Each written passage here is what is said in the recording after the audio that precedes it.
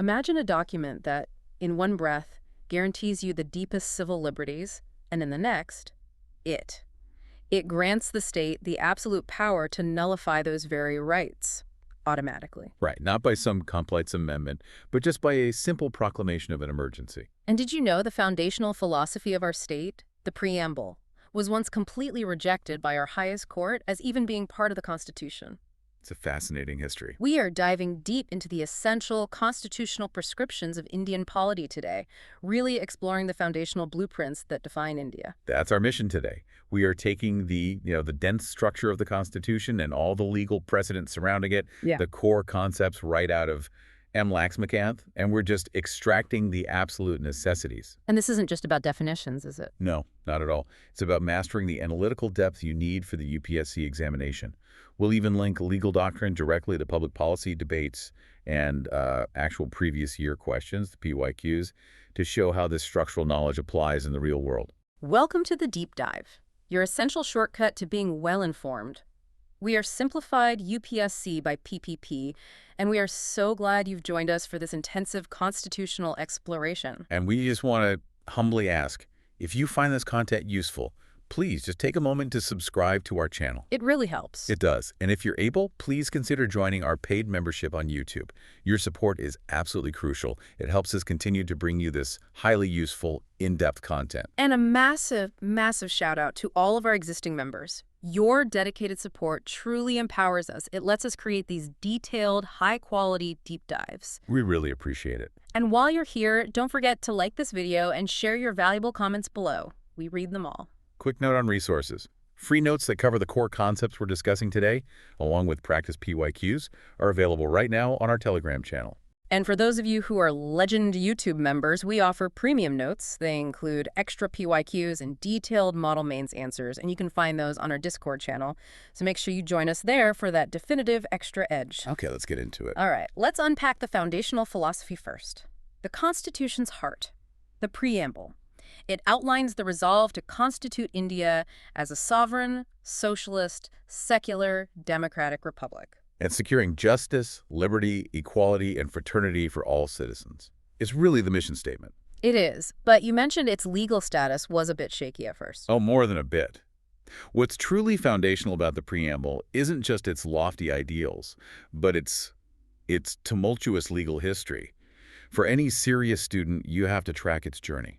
Where does that start? It starts with the Burubara Union case in 1960. The Supreme Court initially took a very, very cautious stance. They ruled that the Preamble was, and this is the key phrase, not a formal, operative part of the Constitution. Wow, not a part of it.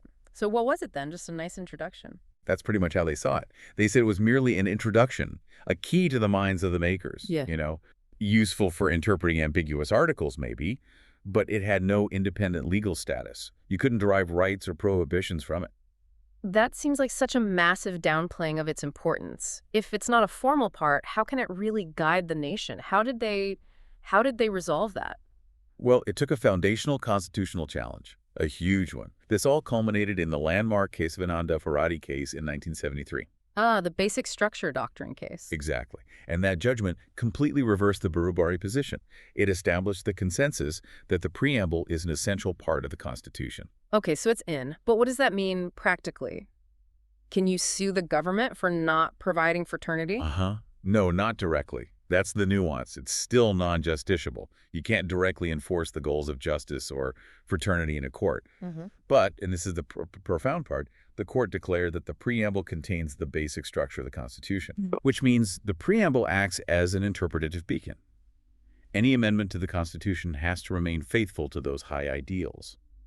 So while you can't sue based on the Preamble, the Supreme Court can and will strike down a law based on its deviation from the Preamble's spirit. That distinction, non-justiciable, but an interpretive guide for the basic structure, that is a crucial nugget for analytical questions. Absolutely. Okay, moving beyond the philosophy, let's look at the structure itself. Dr. B.R. Ambedkar was very open about having, as he put it, ransacked all the known constitutions of the world.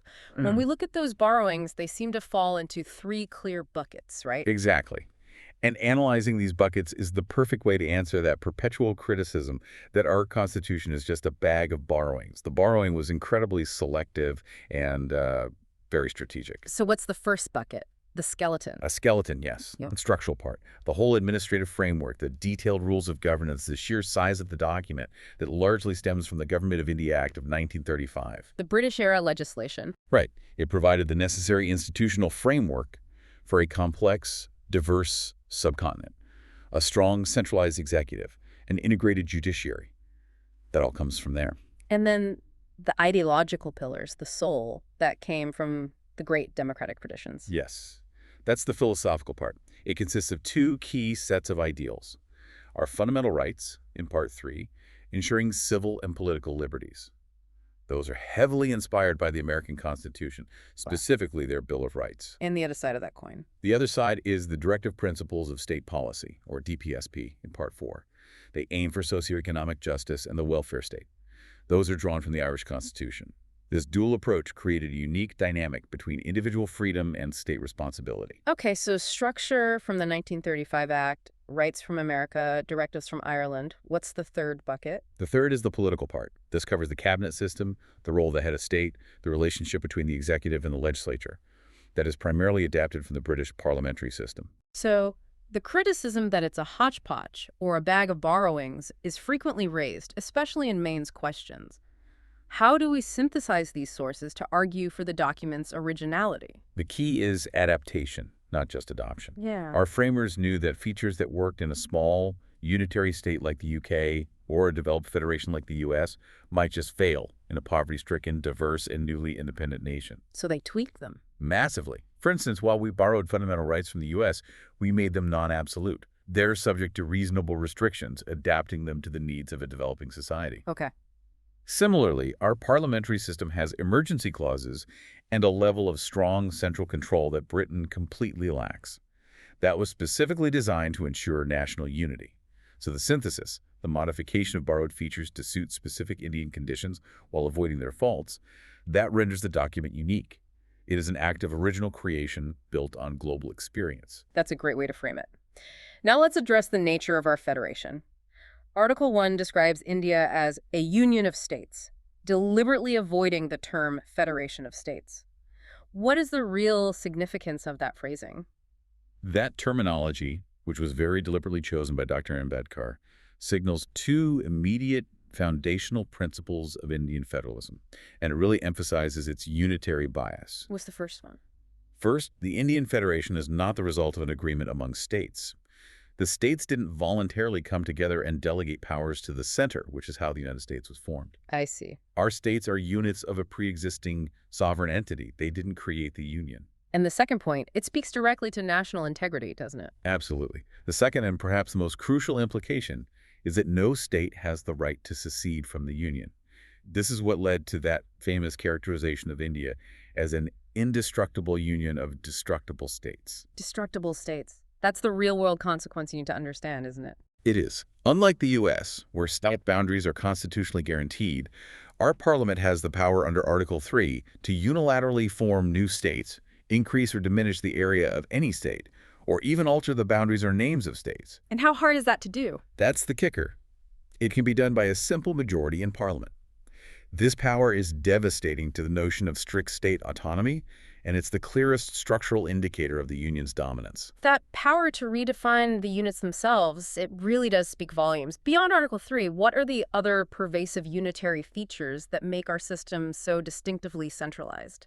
Oh, the unitary bias is evident everywhere. Legislatively, the center controls far more powerful subjects in the union list, and it has all the residual powers. And administratively? Administratively, you see in the single constitution, single citizenship, and the most unifying factor of all, the All India Services, the IAS, IPS, and IFOs. Right. These officers, recruited and trained by the center, serve in the states. This ensures that central perspectives and policies permeate state administration, even in normal times. And the integrated judiciary also contributes to this centralizing effect, I imagine. Definitely.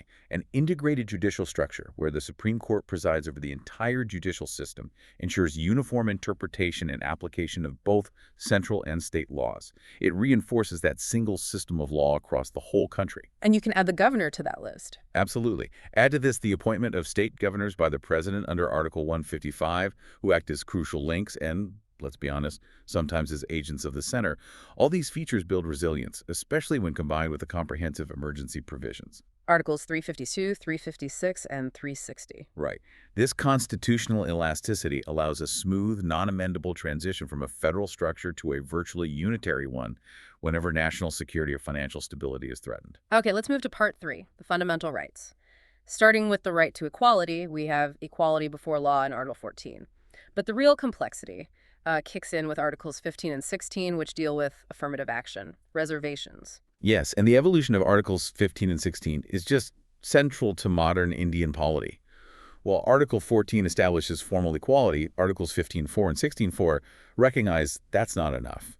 They empower the state to make special provisions for socially and educationally backward classes. And the legal landscape here was profoundly altered very recently. It was, by the 103rd Amendment Act of 2019. That was the amendment introducing reservation based purely on economic criteria. Correct. This amendment brought in a provision for up to 10% reservation for economically weaker sections, or UWSs, in both educational institutions and public employment. This marks a huge paradigm shift. Oh, so? Because historically, reservation was tied exclusively to social and educational backwardness, not economic status alone. This shows the state's constitutional attempt to broaden the scope of affirmative action to address poverty across all communities. And when we talk about reservation for OBCs, the other backward classes under Article 16.4, the Indrasani case of 1992, the Mandel Commission judgment, that's the absolute legal foundation. It is the bedrock. In that case, the Supreme Court upheld the constitutional validity of the 27% reservation for OBCs in public jobs. But the crucial analytical point for UPSC is the doctrine it introduced. The creamy layer. Exactly, the creamy layer exclusion. The court stipulated that the socially and economically advanced persons among the OBCs must be excluded from the benefits of reservation. Which isn't a reduction of the quota. Not at all. Yeah. It's a mechanism to ensure that the benefits flow to the truly needy backward sections, ensuring horizontal equity and preventing the entire quota from being monopolized by elite sections within that reserved category. It's an essential judicial refinement. Now we come to Article 21, protection of life and personal liberty. It seems so simple on paper, but through judicial interpretation, it has just exploded into the cornerstone of modern Indian rights. The judicial evolution of Article 21 is, it's probably the most significant development in our constitutional law since independence. To really grasp its current power, you have to contrast two landmark cases. In the initial phase, you had the A.K. Gopalan case in 1950. The court took a very textualist, very restrictive view of the phrase procedure established by law. What did that mean in practice? It meant the protection was only against arbitrary executive action. If the procedure was established by a duly passed law, no matter how unjust or arbitrary that law might be, Article 21 offered no protection against it. It effectively gave total supremacy to the legislature. And that restrictive view was challenged and finally broken by the Maneka Gandhi case. What exactly was the turning point in 1978? The Maneka Gandhi case was monumental because it completely overturned Gopalan. The Supreme Court essentially infused the American concept of due process of law into Article 21. It ruled that the procedure established by law must not just be a written law, it must also be fair, just, and reasonable. If the procedure is arbitrary, fanciful, or oppressive, the law itself violates Article 21. That one interpretation fundamentally shifted the balance of power. It did. It made the judiciary the final arbiter of fairness, not just legality. It ensures that state action has to meet these high standards of substantive justice. Which explains why the list of rights under Article 21 has grown so vast. The court is basically defining what a fair, just, and reasonable life even is. That's a perfect way to put it. The interpretation is incredibly expansive, all aimed at ensuring a life of dignity. So what are some of the key rights that have been read into Article 21 since 1978? Well, the judiciary has included the right to live with human dignity, the right to a decent pollution-free environment, the right to livelihood, which is critical for the poor, the right to shelter, and crucially, the right to free education up to 14 years. Which later became its own fundamental right. Exactly, Article 21A. And on top of all that, the right to privacy was emphatically affirmed as integral to personal liberty in the Puttaswamy case. It solidified protection against unwarranted state intrusion. This whole basket of rights gives the constitutional backbone to modern welfare policy. Speaking of welfare policy, the PYQ linkage to the Food Security Bill becomes much clearer when you see this expansive reading. Absolutely. The debate over making food security a legal right is rooted in the constitutional mandate from Article 21.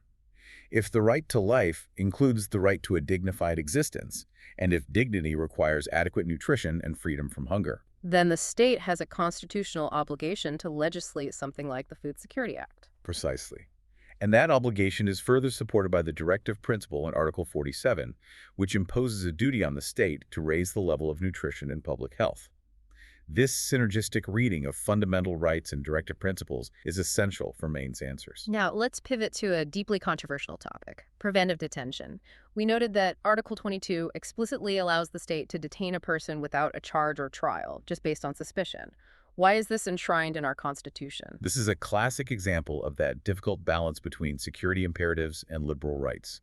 It's a challenging legacy inherited from the colonial era. From British laws. Yes. Laws like the Bengal State Prisoners Regulation of 1818 allowed arbitrary detention. While many liberal constitutions like the U.S. only use similar measures during a declared war, the Indian Constitution incorporates it as a permanent feature.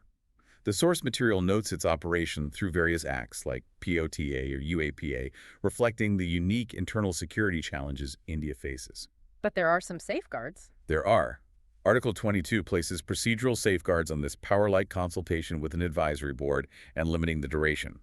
But the power itself remains immense and, yes, often controversial. Shifting our focus to the legislative realm, accountability and stability. The Anti-Defection Law, the 10th schedule, is so critical to managing political morality in Parliament. The 10th schedule was brought in to curb the evil or mischief of political defections, driven by that notorious Aya Ram Gaya Ram phenomenon.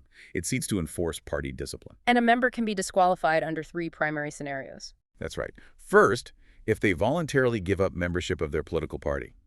Second, if they vote or abstain from voting contrary to the direction the whip issued by their party.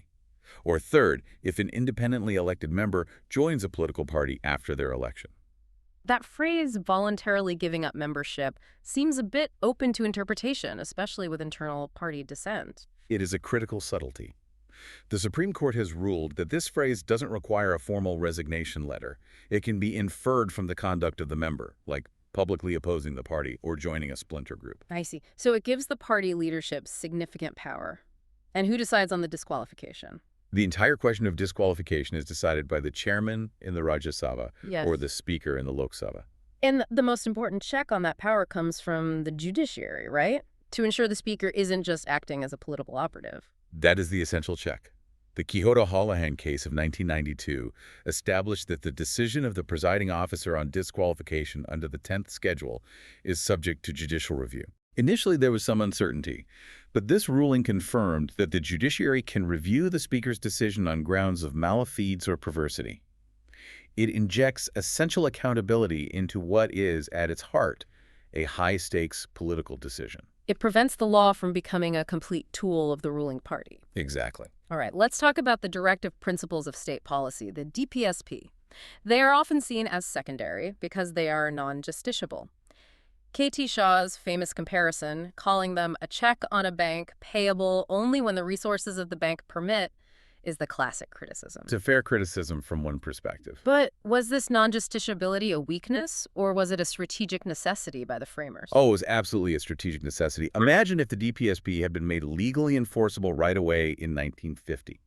The fledgling state, recovering from partition and with severe resource scarcity, would have been crippled by lawsuits demanding universal employment or a uniform civil code immediately. It would have been chaos. Complete chaos. The framers acknowledged this.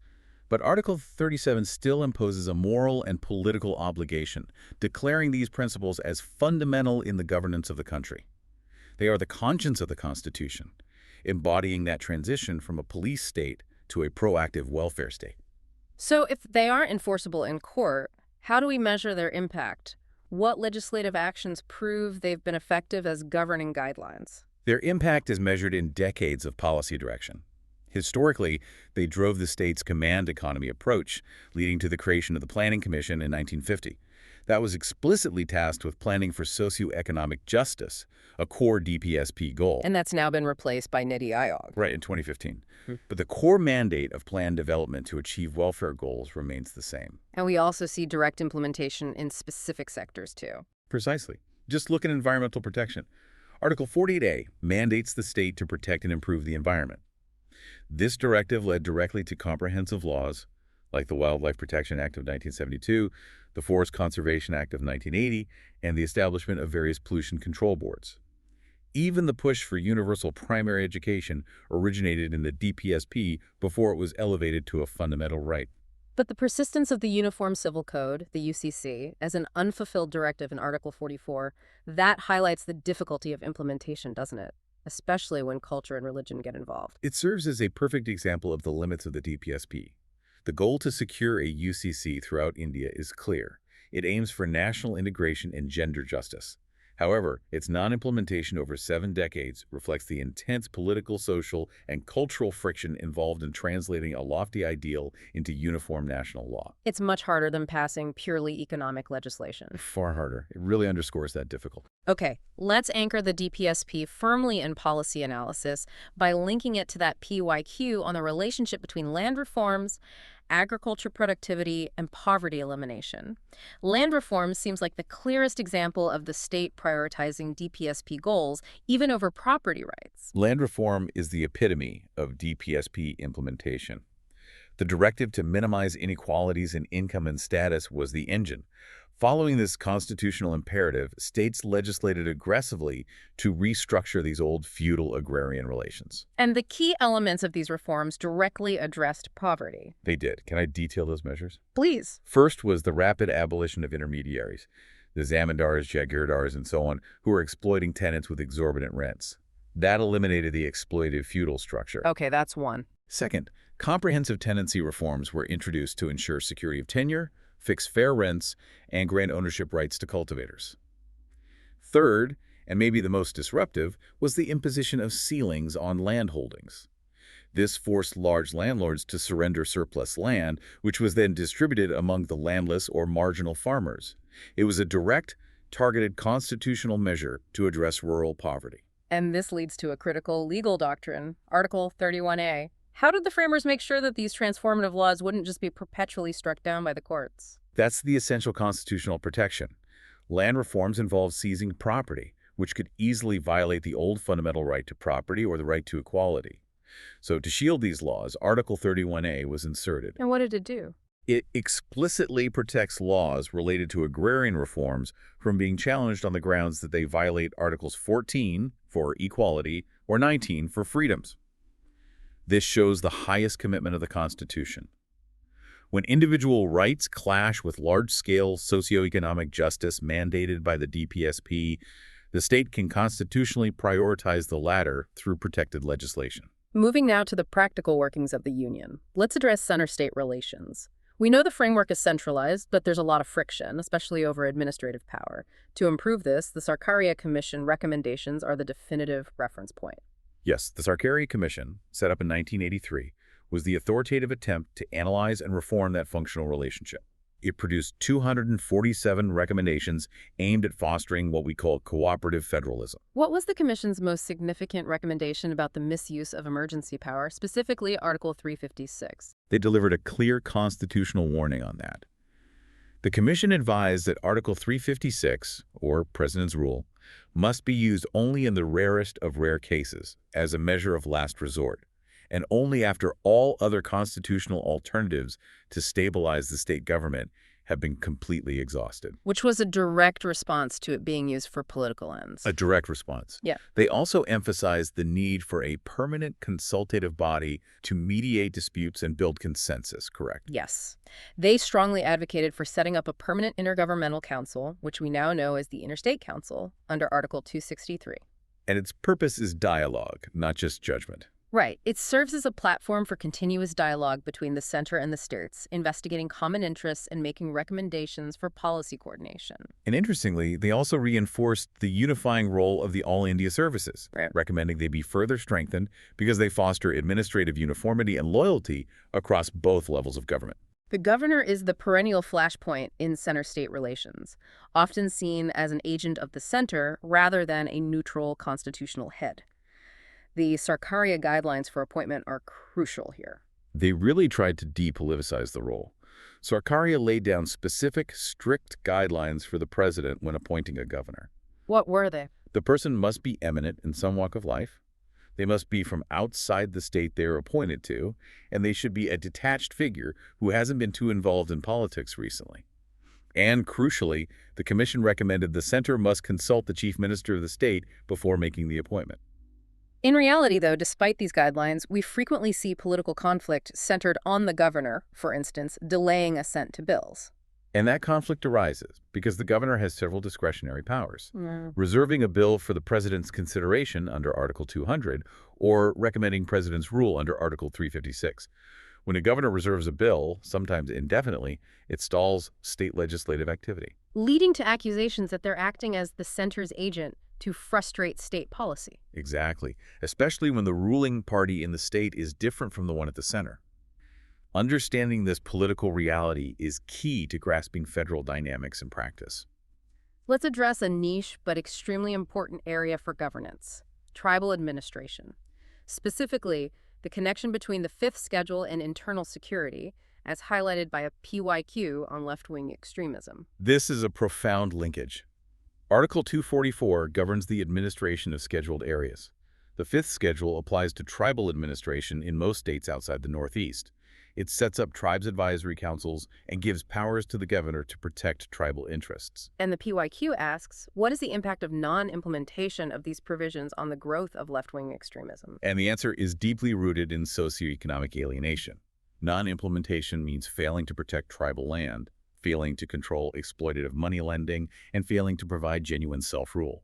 This vacuum of governance leads to deep instability and a sense of injustice. Especially when their traditional resources are exploited. Exactly. This fuels grievances that are then exploited by Maoist and Naxalite groups, contributing significantly to LWE. So the Fifth Schedule is, in effect, a crucial internal security provision. The Sixth Schedule for Assam, Meghalaya, Tripura, and Mizoram offers a structurally different model of self-rule. What's the key functional difference? The Sixth Schedule grants much greater autonomy. It provides for the creation of autonomous districts and autonomous regions run by elected autonomous district councils, or ADCs. These ADCs have significant legislative, executive, and even judicial powers. So they manage their own affairs to a much larger degree. A much larger degree. They manage their own land, forests, education, social customs. This structure emphasizes democratic self-rule, a model tailored to the unique conditions of the northeastern states. Finally, in this section, let's cover that massive leap toward decentralization from the 73rd and 74th Constitutional Amendment Acts of 1992, which constitutionalized Panchayati Raj institutions and municipalities. These amendments, informed by committees like Thungon and Gadgil, were the fulfillment of the DPSP goal in Article 40. The key was granting constitutional status. This ensured local governance was no longer dependent on the whims of state legislatures. So what are the primary mechanisms introduced that guarantee genuine local democracy and stop state governments from just dissolving these bodies arbitrarily? Well, the amendments brought in several democratic safeguards. They mandated a permanent three-tier structure village, intermediate, and district levels, and fixed 5-year terms. They also provided constitutional protection against dissolution. An election has to be held within 6 months if it's dissolved. Right. And critically, there is mandatory reservation for SCs, STs, and a minimum of 1/3 of seats and chairperson posts are reserved for women, ensuring inclusive grassroots participation. And crucially, the twin commissions to ensure independent elections and finance. Exactly. For financial viability, the Act mandated a state finance commission under Article 243I every 5 years to recommend devolution of funds. And equally vital is the State Election Commission, or SEC, to conduct local body elections. To ensure its independence, the State Election Commissioner has high security of tenure. They can only be removed in the same complex way as a judge of the state high court. All right, let's move to the machinery of the state itself, the union executive. We operate a parliamentary system where the prime minister is the de facto, or real executive, and the president is the de jure, or nominal one. But the PM's power seems to grow year after year. It does. Due to factors like strong party mandates, media presence, and centralized decision-making, political analysts increasingly describe the Indian system as a prime ministerial government rather than a purely cabinet form of government. The PM is the linchpin. Absolutely. The PM's dominance is clear in their power to recommend ministerial appointments, control key portfolios, guide policy, and manage the cabinet agenda. That brings us to a major executive legislative tool. Ordinance making under Article 123. This allows the President, on the advice of the Cabinet, to legislate when Parliament is not in session. It's a necessary tool for urgent situations, but it's constrained by two critical factors. First, the power is coextensive with Parliament's lawmaking power. An ordinance can't be on a subject Parliament can't legislate on, nor can it abridge fundamental rights. And the second constraint is time. Yes, the temporal constraints ensure legislative accountability. The maximum life of an ordinance can be 6 months and 6 weeks. Can you break that down? The 6 months comes from Article 85, which is the maximum gap allowed between two sessions of Parliament. The 6 weeks is the maximum period allowed after Parliament reassembles for both houses to approve the ordinance.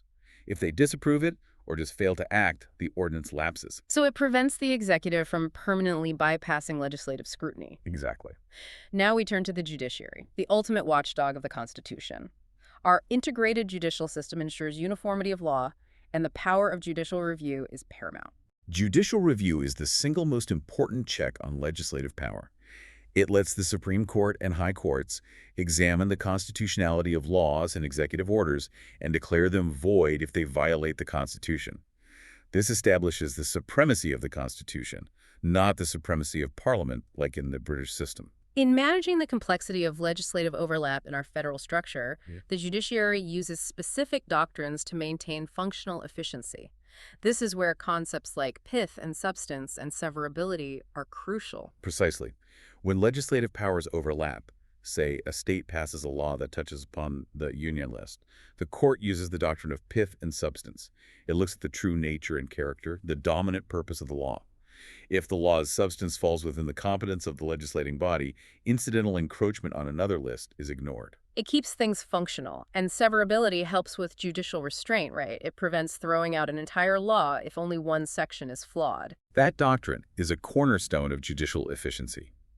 If a law has both constitutional and unconstitutional parts, severability allows the court to strike down only the unconstitutional bit, provided the rest can function independently. Okay. If the remaining parts can't stand without the struck-down portion, then the whole law has to go. These doctrines ensure the review process is nuanced and minimally disruptive. Beyond judicial review, we have judicial activism, the court's dynamic interpretation of law to address social justice, often through public interest litigation or PIL. Judicial activism really stemmed from the need to address massive governance failures and social inequalities. The key was relaxing the traditional rule of locus standi, which used to require only the aggrieved party to approach the court. And PIL changed that. It did. PIL allowed any public-spirited citizen or organization to go to court on behalf of the poor, the illiterate, or disadvantaged segments of society. This transformed the judiciary into an active participant in social change and governance oversight. But where does judicial activism stop and judicial adventurism begin? What are the inherent risks? The risk is overstepping that constitutional boundary between the three organs of the state. The judiciary itself has cautioned against this power becoming judicial adventurism. They've warned against encroaching into the executive or legislative domains where administrative expertise is required. Excessive intervention can lead to a perception that the courts are running the administration, which often diverts focus from the court's core duty clearing the massive backlog of cases in India's judicial system. Let's briefly conclude this section by focusing on the crucial constitutional and statutory bodies that ensure financial integrity and social justice, starting with the CAG. The Comptroller and Auditor General, the CAG under Article 148, is the chief guardian of public finance. The CAG audits the accounts of both the Union and the states, ensuring public money is spent legally and efficiently. And its real power lies in its reports to Parliament. Exactly. The detailed audit reports are submitted to the President, who lays them before Parliament. These reports are then examined rigorously by the Public Accounts Committee, the PAPI, ensuring direct executive financial accountability to the legislature. And the Election Commission is vital for democracy, especially with the recent discussions around the appointment mechanism. The Election Commission is the constitutional body that ensures free and fair elections. The source highlights the evolved structure for appointing the Chief Election Commissioner. The mechanism recommended by the Supreme Court aims for broader consultation, including the Prime Minister, the Leader of the Opposition, and the Chief Justice of India. Which aims to bolster the perception of neutrality. Exactly. Finally, we have accountability bodies addressing corruption and social safeguards. Yes. The Lokpal, established by the 2013 Act, is the key statutory body to combat corruption at the highest level. Its jurisdiction is broad, covering the Prime Minister, with some exceptions, ministers and MPs. It's a vital internal check. And on the social justice front? Simultaneously, constitutional bodies, like the National Commissions for Scheduled Castes, Scheduled Tribes, and Backward Classes, which are vested with the powers of a civil court, ensure systemic legal and administrative safeguards for vulnerable sections, providing a structured mechanism for grievance redressal and justice. Wow. We've navigated the entire constitutional landscape today, from the philosophy in the preamble to the huge reach of Article 21 analyzing defection and the implementation of the welfare state through DPSP. We ended by reviewing the complex interplay of accountability bodies and judicial doctrines. It's a lot to cover. It is.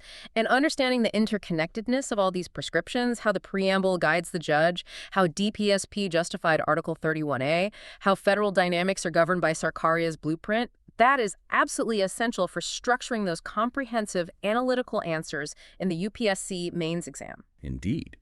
And remember, the Constitution is a living document. It's constantly being interpreted. Principles like pith and substance and severability aren't just academic footnotes. They are the functional tools the judiciary uses every single day to manage conflicts and ensure the legal framework remains robust. So as you internalize this immense amount of constitutional data, here is a final provocative thought for you to mull over. We observed earlier that the Indian system is an indestructible union of destructible states. And we discussed the unifying role of the All India services, the IAS, IPS, and IFOS. Right. Now, these top administrative positions in the states are jointly controlled by the center and the states, but the power of recruitment, training, and initial posting is centralized entirely with the union government. So this raises an important question. By controlling the psychological and institutional loyalty of the top bureaucracy through this centralized recruitment, doesn't the center perpetually reinforce its unitary dominance and administrative oversight over the states, even when no emergency is declared? And what are the long-term political implications of this fundamental structural bias on the practical functioning and ultimate success of genuine cooperative federalism? That is a fundamental question about the balance of administrative power and state autonomy in India. A great thought to end on. Thank you for joining this deep dive. If you found this constitutional analysis helpful, please take a moment right now to subscribe to our channel. And if you are capable, please do consider joining our paid membership on YouTube. Your support is so crucial, it helps us continue to bring you this highly detailed, useful content tailored for your success. And a massive shout out once again to all of our existing members. Your contributions are truly vital and directly support our ability to create this depth of analysis. Please ensure you like this video and share your valuable comments below. And remember, free notes with practice PYQs are available immediately on our Telegram channel. And for our dedicated Legend YouTube members, those premium notes with extra PYQs and detailed model mains answers are waiting for you on our Discord channel. Make sure you join us there. Until next time, keep learning and keep thriving in your preparation. We'll be back soon with another deep dive.